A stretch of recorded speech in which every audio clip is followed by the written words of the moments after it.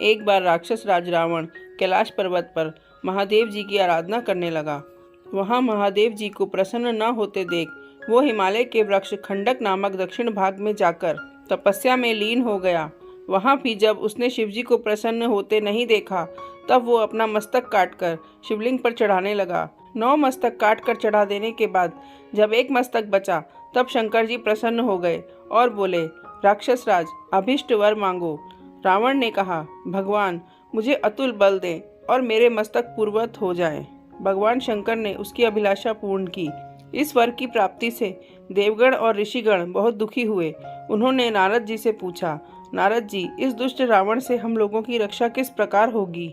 नारद जी ने कहा, आप लोग जाएं, मैं इसका उपाय करता हूँ। यह कहकर नारद जी जिस मार्ग से रावण जा रहा था, उसी मार्ग पर वीणा बजाते हुए उपस्थित हो गए और बोले, राक्षस राज, तुम धन्य हो। तुम्हें देखकर मुझे असीम प्रसन्नता हो रही है। तुम कहाँ से आ रहे हो और बहुत प्रसन्न दिख रहे हो? रावण ने कहा, देवर्षि, मैंने आराधना करके शिवजी को प्रसन्न किया है।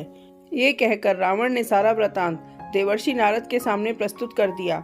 ये सुनकर नारद जी ने कहा, राक्षस राज, शिव तो उन्मत्त हैं। तुम मेरे प्रिय शिष्य हो, इसलिए कह रहा हूँ, तुम उस पर विश्वास मत करो और लौटकर उसके दिए हुए वरदान को प्रमाणित करने के लिए कैलाश पर्वत को उठाओ।